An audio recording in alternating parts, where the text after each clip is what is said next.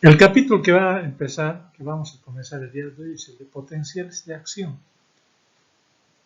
que es una de las claves para la comprensión de la fisiología de todos los tejidos excitables, como son las neuronas, como son los músculos estriados esqueléticos, músculos lisos también, aunque con menores características, pero sobre todo el corazón, que tiene particularidades muy grandes, como veremos en una próxima clase, que hace que se diferencie tanto estructural como, sobre todo, funcionalmente con los otros músculos. Tiene particularidades extraordinarias. Sería imposible comprender la actividad cardíaca sin conocer este tema, porque parecería algo mágico que empiece a latir un músculo indefinidamente, como decíamos el otro día, durante días, meses, años y décadas, ¿no es cierto? Entonces tiene que haber un sistema activador de la actividad eléctrica del corazón, y para ello hablamos del potencial de acción, que no es un tema nuevo para ustedes, porque hemos hablado ya de potencial de acción al hablar de la neurofisiología, solo que el potencial de acción de la neurona es diferente, sustancialmente diferente, como ya veremos, a los potenciales de acción del corazón. En realidad, si nosotros exploráramos, como en su momento lo hicieron los investigadores, a las células desde el punto de vista eléctrico, como se hizo alguna vez con las células de calamar gigante, y después ya se hicieron con músculos. Entonces, para hacerlo esquemático, hemos hecho un cubo que represente las tres dimensiones del espacio, una célula aquí representada por un cubo, para dar idea de tridimensionalidad. Entonces, ¿qué pasa si colocamos dos electrodos en su superficie? Que es lo que hicieron los investigadores, sobre una célula cardíaca, ¿no? Sobre un cardiomiocito, técnicamente hablando. Un electrodo A y un electrodo B, para explorar su actividad eléctrica en un galvanómetro de cuerda, y obtuvieron nada, 0 milivoltios, una línea isoeléctrica, que podrían llamar también línea de base, pero es una línea isoeléctrica. Ninguna actividad, ¿verdad? Pero luego nosotros introducimos uno de los electrodos, entre el A y el B introdujimos dentro de la célula, y oh sorpresa, porque nos encontramos con que el interior celular es menos 90 milivoltios respecto a la superficie, respecto al exterior, digamos así, celular, por encima de la membrana. Entonces ahí vemos una diferencia de potencial de menos 90 milivoltios. ¿Qué quiere decir eso? En primer lugar, quiero aclarar algo que dice aquí, ¿no es cierto? Siempre que baja por debajo de la línea isoeléctrica, llamamos negativo. Y todo lo que está por encima de la línea isoeléctrica, para nosotros es positivo, convencionalmente en forma indefinida, ¿no es cierto? Eso ya está, es decir, definitiva, quiero decir. Entonces, descubrimos que el interior celular había sido, respecto al exterior, negativo. Pero eso resulta un poco difícil de concebir, porque resulta que, vamos a pasar una diapositiva más, quizás una más. Lo que sucede es que dentro de la célula, ¿no es verdad?, hay en forma equivalente, en forma proporcional, fuerzas positivas y negativas. Hay cationes y aniones. Los cationes se encuentran representados en rojo y los aniones en azul. Aquí habrá una mayor claridad en la exposición. Vean, aquí está. Entonces, los cationes dentro de la célula están representados por el potasio. El potasio es un catión, tiene carga eléctrica positiva y se encuentra en una proporción de 150 milliequivalentes por litro. Es una enorme cantidad porque el potasio que está afuera apenas es 5 equivalentes por litro, como todos saben. Pero habiendo tal cantidad de potasio dentro de la célula que es carga eléctrica positiva, ¿cómo es que incluso es negativo el interior celular? Porque idealmente, no digamos idealmente, digamos conceptualmente, hay un equilibrio, y eso es lo que estoy mostrando aquí, de las cargas positivas con las cargas negativas. O sea, están equilibrados los cationes con los aniones. Está equilibrado el potasio fundamentalmente, que es el principal cation que está dentro de la célula. Está equilibrado con cargas negativas representadas por los aniones, que son sulfatos, fosfatos y proteinatos, que tienen carga eléctrica negativa y que no pueden salir de la célula por su tamaño, ¿no es cierto? Entonces, aquí están neutralizándose mutuamente entre cargas eléctricas positivas y negativas. Afuera pasa lo propio. Hay cationes y aniones. Fuera, predominantemente, ya lo dijimos antes, en alguna otra clase, el sodio es, todos lo saben, el ion predominante, el cation predominante fuera de la célula. Tiene carga eléctrica positiva. Se encuentra en una proporción de 142, 140, vamos a redondear, mil equivalentes por litro. Pero también hay aniones que lo neutralizan, que están representados sobre todo por el cloro y el bicarbonato. Entonces, tanto fuera como dentro de la célula, existen cargas eléctricas que se neutralizan mutuamente. ¿Es verdad? Entonces, afuera no es ni positivo ni negativo, es neutral. Y dentro no es positivo ni negativo, se neutraliza entre los cationes y los aniones. Pero hay un acontecimiento que hay que señalar aquí muy en particular. Es que tiene que haber un desbalance. Y ese desbalance está representado por el potasio. Fíjense aquí que está en rojo y los aniones están en azul, ¿no? Los fosfatos, sulfatos, proteínas, etc. Se están neutralizando, fíjense, en azul los aniones, en rojo los cationes. Aquí están perfectamente neutralizados entre todos ellos. Pero, como el potasio es muy pequeño, suele escaparse, permítaseme la expresión, uno que otro se escapa, y naturalmente van a predominar las cargas negativas que quedaron sueltas dentro de la célula. Y se va a incrementar las cargas positivas que estaban neutralizadas fuera de la célula. El sodio más el potasio se van a sumar y va a haber una positividad fuera y una negatividad dentro. Esto explica que se ha roto esta concepción idealizada de la célula, se ha roto y se ha convertido en esta situación, que no es una situación anormal, es una situación normalísima, es lo deseable, porque de lo contrario no sería excitable la célula que vamos a ver adelante. ¿Es verdad? Después de la muerte todo se neutraliza nuevamente. Entonces quiere decir que esta situación en realidad es la normal y es debido a que, reitero, se escapan los cationes y hacen que las cargas eléctricas sean predominantemente en mil equivalentes, ¿no es cierto?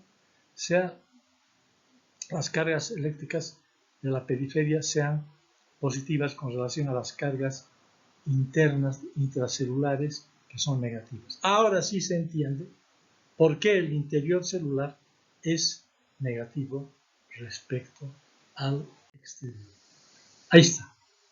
Entonces, esa electronegatividad se ha roto, tanto fuera como dentro, porque se han escapado aquí iones potasio y se han sumado a estos otros iones de sodio, ¿es verdad? Y resulta que el interior celular es ligeramente, estamos hablando de mil equivalentes, es ligeramente, apenas menos 90 milivoltios, es negativo con respecto al exterior, lo que se mostraba en la gráfica original. Esa es una situación deseable, ¿no es verdad? Porque ahora sí entendemos por qué el interior celular es negativo respecto al exterior celular. Entonces, en una mínima proporción. Entonces, esta es la situación en la que cuando introdujimos el electrodo B, nos encontramos con una carga eléctrica negativa dentro de la célula. Pese a que, supuestamente, teóricamente, tendría que haber sido electronegativo. No es así. Afortunadamente, no es así. Ahora bien, si nosotros estimulamos a la célula, no es verdad, la estimulamos, vamos a ver un acontecimiento muy curioso, y es que este es el nivel en el que encontramos con el electrodo B, aquí, el potencial de reposo que se llama, de la membrana. Pero si hay un estímulo, aquí la membrana está polarizada. ¿Qué quiere decir que la membrana está polarizada? Significa que las cargas eléctricas son positivas dentro de la célula y son negativas dentro de la célula. Eso quiere decir que está polarizado, ¿no? Está polarizada la célula en condiciones de reposo. Pero resulta que si estimulamos, vamos a ver un hecho curioso, y es que va a empezar a perder su polaridad. Fíjense, la pierde su polaridad, se despolariza. Y continúa el ascenso por encima de la línea cero, que tendría que estar aquí, la línea isoeléctrica. Cero, aquí estamos aplicando conceptos algebraicos, claro. Y por encima de cero es positivo, por debajo de cero es negativo. Eso es álgebra pura. Y aquí se aplica perfectamente. Entonces, ha sobrepasado incluso el potencial cero y se ha vuelto positivo. Y esta línea ascendente, llamada fase cero, es la llamada despolarización de la célula. Se ha despolarizado e incluso se ha invertido la polaridad. ¿Por qué? Es la pregunta. Lo que pasa es que durante el proceso de excitación de la célula, se abren los canales de sodio, los canales rápidos de sodio, y como hay una gran cantidad de sodio, ya lo dijimos, fuera de la célula y una pequeña cantidad dentro, fuera hay 140 miliequivalentes de sodio, dentro hay 14 miliequivalentes de sodio, hay un gradiente evidente, hay 10 veces más sodio fuera que dentro de la célula. Hay un gradiente de concentración, que son los principios de la difusión, ustedes recordarán, de biofísica. Y además hay un gradiente eléctrico, porque el sodio tiene carga eléctrica positiva y el interior celular está negativo. Entonces, otro principio elemental en física que dice que cargas eléctricas de diferentes signos se atraen. Entonces aquí había una doble razón para que el sodio se precipite dentro de la célula. Un gradiente eléctrico y un gradiente de concentración, lo cual en los textos se pone como gradiente electroquímico. Y además que se abrieron de par en par las barreras que existen dentro de las esclusas, diríamos así, dentro de los canales de sodio, rápidos de sodio. Es verdad, las compuertas es el nombre técnico. Las compuertas del sodio se abren de par en par, como veremos luego. Y como se abren las compuertas, entonces el sodio se precipita dentro de la célula, y a ese acontecimiento es que empieza a disminuir. Como entran cargas positivas a un ambiente negativo, empieza a disminuir la negatividad, se despolariza, e incluso entre tal cantidad que se invierte la polaridad, lo cual se llama técnicamente overshooting, se invierte la polaridad, y aquí se cierran las compuertas de inactivación para que no siga entrando indefinidamente. Esa es la despolarización. Ahora, ¿qué pasa? Resulta que vemos un hecho, y es que hay un proceso de repolarización. Está regresando.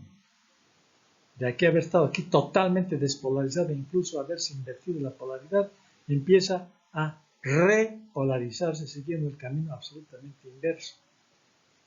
Y resulta que llegamos desde este punto, que se llama el punto J, viene de junction, en inglés, que quiere decir unión entre la despolarización y la repolarización, este punto que está en la parte más culminante de la fase de cero. Entonces empieza a regresar, pero no regresa rápidamente, como ocurre en la neurona. No, regresa lentamente, forma una meseta, sigue descendiendo, continúa el descenso hasta llegar a su situación original de potencial de reposo, donde la célula está nuevamente polarizada, donde la célula está repolarizada. ¿Por qué? Probablemente aquí hay muchas teorías, un poco de cada vez cambiantes, se seguirá perfeccionando. Probablemente es algo de cloro, dice aquí. Pero aquí lo importante es la meseta. ¿Por qué se forma la meseta y para qué se forma la meseta? ¿Por qué se forma la meseta? Porque entra aquí calcio. Este es el momento en que entra calcio dentro de la célula. Aquí, dentro de la célula, entra calcio, que tiene carga eléctrica positiva, como ustedes saben. Es un catión. ¿No es verdad? Entra calcio y sale potasio, que también tiene carga eléctrica positiva. Es un catión. Entonces, entre la entrada de una carga eléctrica positiva y la salida de una carga eléctrica positiva, hay realmente un momento de electroneutralidad instantánea de pocas centésimas de segundo, de pocos milisegundos en realidad, que forman esta meseta y el potencial de acción, en lugar de ser una fase ascendente rápida, despolarización, y una fase descendente rápida, repolarización, como pasa en las neuronas, aquí se ensancha. Y esta meseta se forma y diríamos, ¿para qué? Porque ya sabemos el cómo.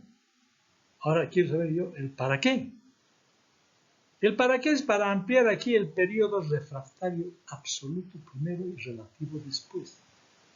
Esta refractariedad es muy importante para proteger al corazón de sobreestímulos, porque se imaginan ustedes que si ese corazón fuese sobreexcitado, se va a producir lo que pasa con el músculo esquelético que no tiene esta meseta.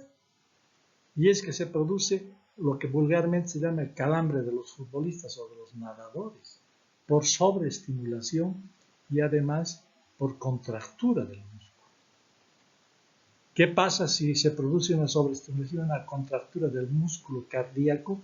Se produce vulgarmente, y permítanmelo así, un calambre del músculo cardíaco. Bueno, pues se produce un paro cardíaco en sístole, ¿no? Y la muerte sería muy frecuente en los deportistas, en todos, cuando hacen ejercicio físico. Y no es así, gracias a este periodo refractario absoluto y relativo, que es consecuencia de la existencia de esta meseta, que a su vez es consecuencia de la entrada y salida de calcio y potasio. Aquí también se han relatado algunos canales tardíos de sodio, ¿cierto? No quiero entrar yo a detalles que se pueden conseguir revisando el tema con calma. Aquí estamos esquematizando, ¿verdad? Y para las ideas fuerza que queden en la mente de ustedes, las ideas básicas, fundamentales, los detalles ya vienen después, indefinidamente. Y luego aquí sigue bajando, porque ya se produjo esa mesetita. Sigue bajando como consecuencia de la salida de potasio, sigue bajando, y se ha repolarizado. Solo que con una situación muy curiosa. Aquí está la comparación entre el potencial de acción, no sé si alcanza a ver, de la neurona con el potencial de acción, ¿no es cierto?, del corazón. Evidentemente hay una diferencia sustancial, sabemos por qué, ya sabemos para qué. ¿Es verdad? Entonces tiene características muy propias para evitar arritmias y contracturas, dice aquí claramente. Entonces, a veces uno ve la potencia y empieza a memorizar que entra tal, sale tal, ¿para qué? ¿Por qué? Esa es la explicación que tenemos que buscar y eso es lo que estamos haciendo. ¿no? Pretendiéndose.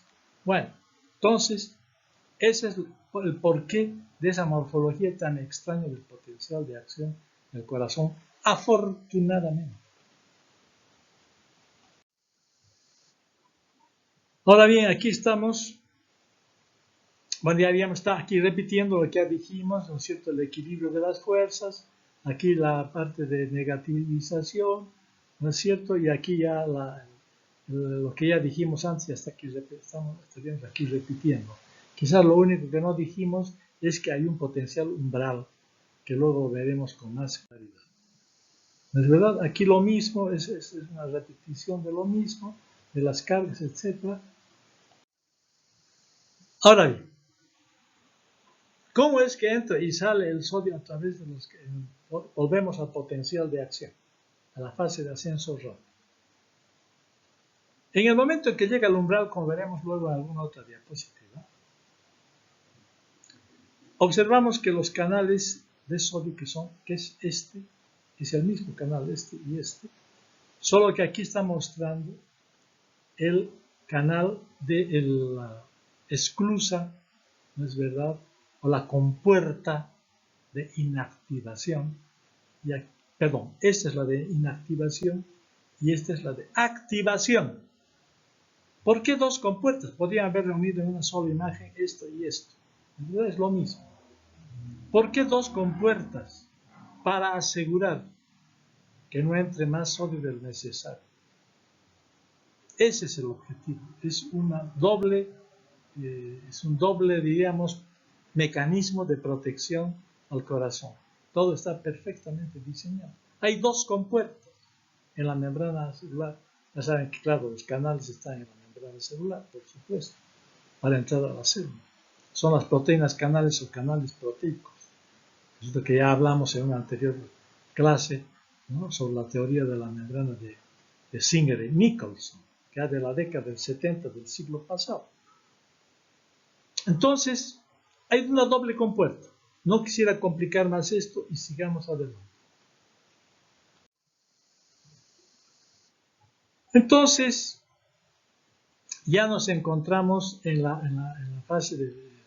Vamos a ver aquí. Luego se abren los canales lentos de potasio que salen por gradiente electroquímico dentro. Ya, estamos hablando aquí entonces de la tercera fase. En la tercera fase, que es la que viene a continuación de la meseta, empieza a escapar los potasios que se encontraban dentro de la célula, porque no olviden que hay una enorme cantidad de sodio dentro de la célula que tiene carga eléctrica positiva. Más el potasio que ya estaba ahí adentro, hay una inmensa cantidad de cationes dentro de la célula, de iones con carga eléctrica positiva. Y de acuerdo al principio de que cargas del mismo signo se rechazan, el potasio está definitivamente incómodo dentro de la célula y como tiene pequeño tamaño, entonces se escapa esta vez en forma masiva. Y esta salida masiva de los canales de potasio lentos, que se llaman, pero en gran cantidad, es lo que caracteriza a la fase 3 del potencial de acción. ¿Es verdad? A la fase 3. Vean esta parte, ¿no es cierto? Entonces, estamos ya en plena fase 3 del potencial de acción. Aquí veremos con un poco más de correlación del potencial de acción, que estamos aquí, dos potenciales de acción que se han diseñado uno a continuación del otro, como sucede, ¿cierto? Esto está sucediendo en la masa muscular ventricular, por ejemplo. Entonces, aquí se produjo la apertura del canal de activación. Entra el sodio masivamente dentro de la célula hasta que llega al punto J donde se produce el canal de inactivación. Se cierra el canal de inactivación para que no entre indefinidamente el sodio. Aquí probablemente entra el cloro, aquí sale el potasio y entra el calcio. Aquí está clave. Entra el calcio y sale el potasio. Carga eléctrica positiva que sale. Carga eléctrica positiva que entra. hay una especie de neutralización instantánea que es la clave para la producción del canal de la meseta o fase 2 del potencial de acción.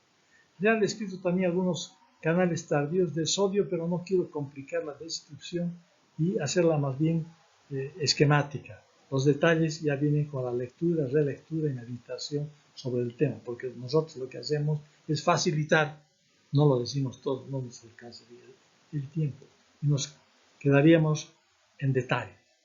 Pero lo básico aquí es que entra el calcio y sale el potasio, ambos con carga eléctrica positiva, y eso permite que se produzca esta meseta.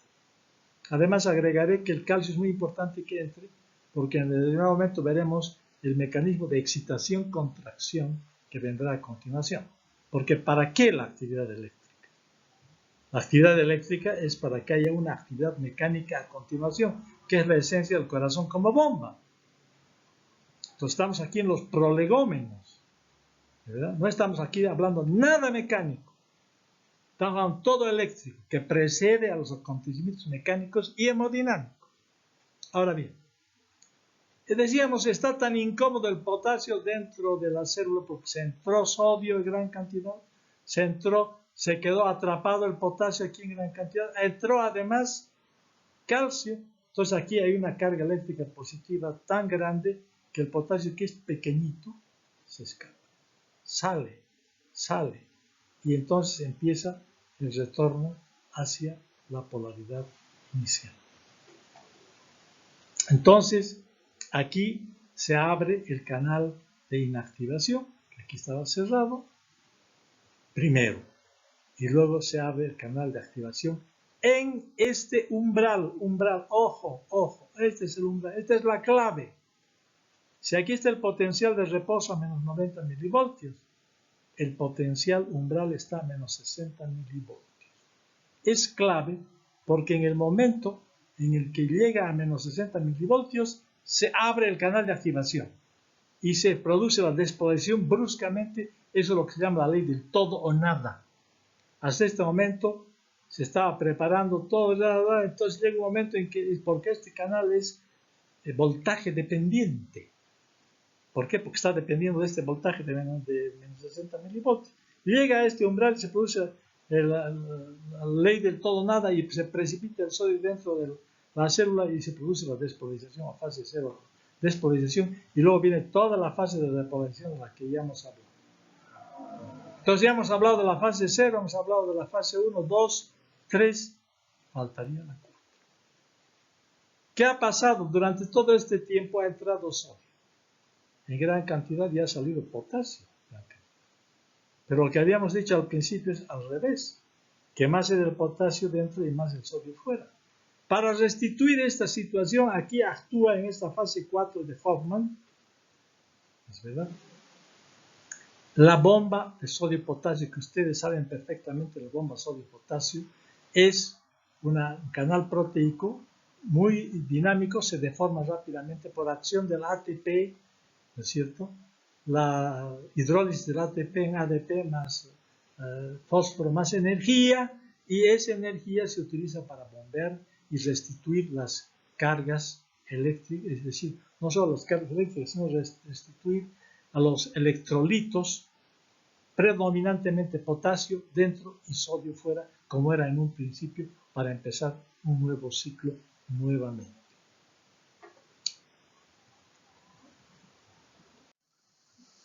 Ahí está. Aquí veíamos que excedentariamente se encontraba, había una incongruencia porque de lo que dijimos al principio, resulta que aquí está al revés. Dijimos en un principio que el potasio está predominantemente dentro de la célula, el sodio predominantemente fuera de ella, pero aquí resulta que el sodio y el potasio están dentro en gran cantidad, y el sodio tiene que irse nomás donde tiene que irse, que es afuera. Y el potasio tiene nomás que regresar donde pertenece, que es aquí. Entonces se produce la bomba sodio-potasio, 2 sodios por un potasio. Se bombea más sodio, pero también se bombea el potasio, y se restituyen las cargas gracias a la bomba de sodio-potasio, que como ven ustedes aquí, el ATP, el ácido adenosín fosfórico, se va a convertir en adenosín fosfórico, más fósforo, más energía, gracias a una enzima, que alguien le llamó el demonio de Maxwell, porque hace una serie, porque pone en movimiento a todo. ¿No es verdad? Esta ATPasa que hace que se produzca la hidrólisis del ATP y se convierta en ADP, fósforo. Y este es el objetivo, que esta molécula que está cargando gran cantidad de la energía del universo de la que hablábamos en algún momento, esta es la gasolina, yo digo, ¿no? Es una metáfora, por favor. La gasolina del organismo. Entonces empieza a liberar energía que se utiliza para el bombeo de sodio y potasio cuesta arriba y en contra restituyendo, digamos, a ambos electrolitos en el lugar que les corresponde, fuera y dentro de las células respectivamente. El sodio volverá a ser el ion plasmático y el potasio volverá a ser el ion celular. 3 por 2, perdón, no es 2 por 3, es 3 por 2. 3 sodios salen por 2 potasios que entran. Hago esa corrección.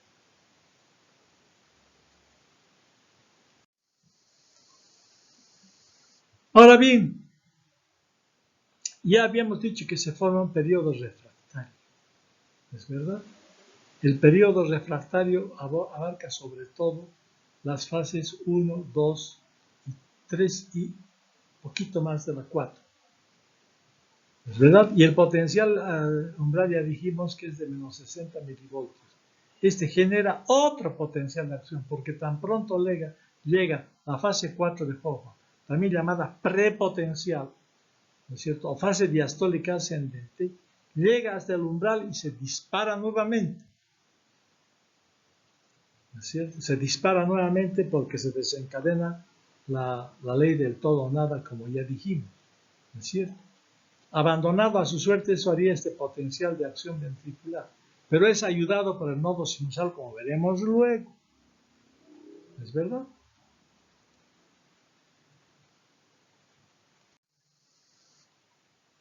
Ahora bien, este potencial de acción que hemos señalado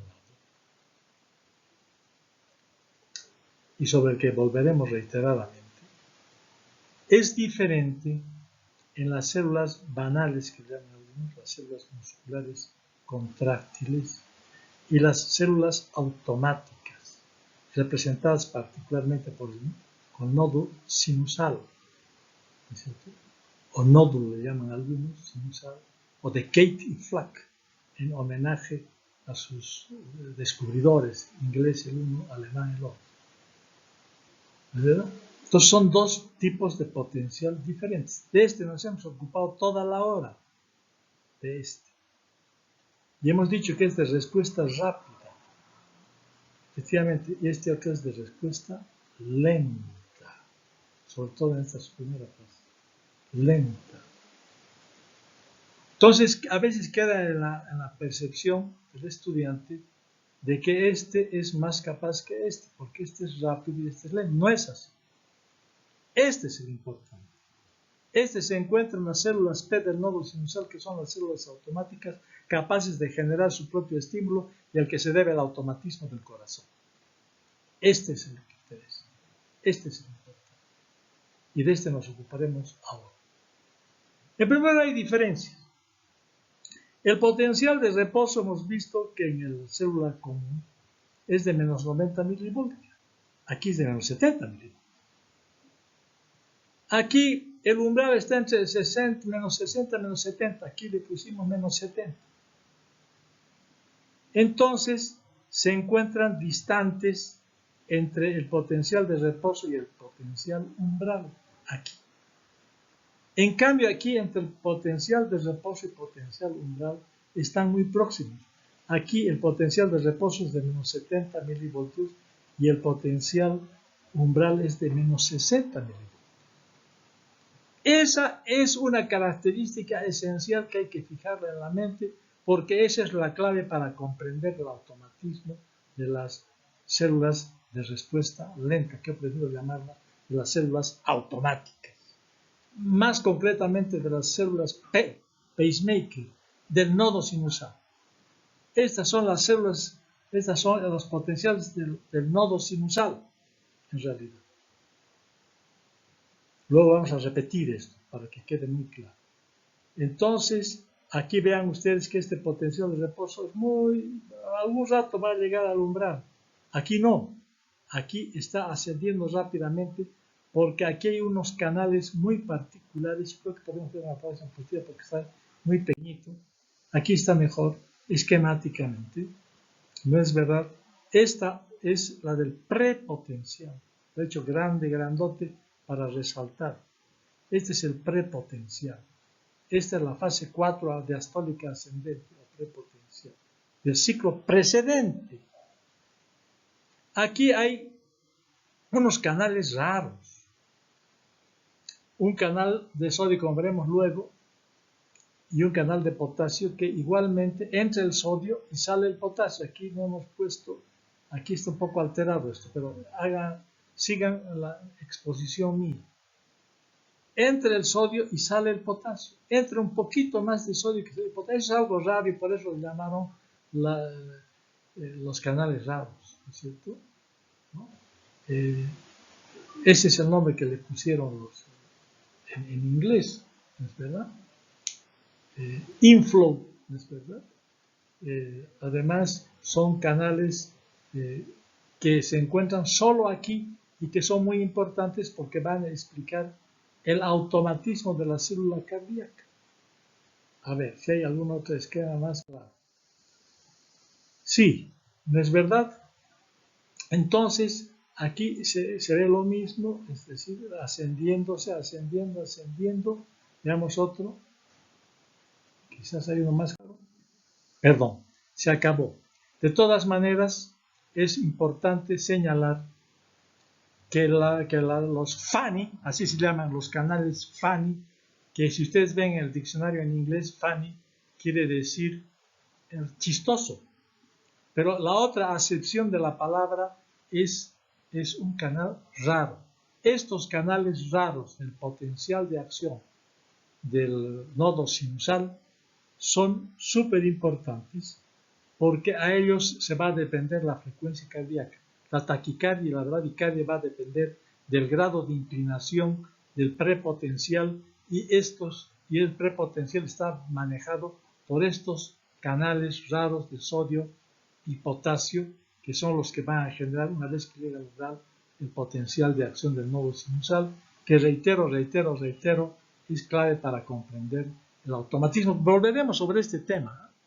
Vamos a volver sobre este tema unas 2 y hasta 3 veces más adelante, de manera que aquí viene el primer flash informativo, ¿no es verdad? En mi texto que está subido a la página web de la cátedra, podrán ustedes revisar con calma los detalles. Entonces, por lo que respecta, ha sido bastante breve nuestra exposición.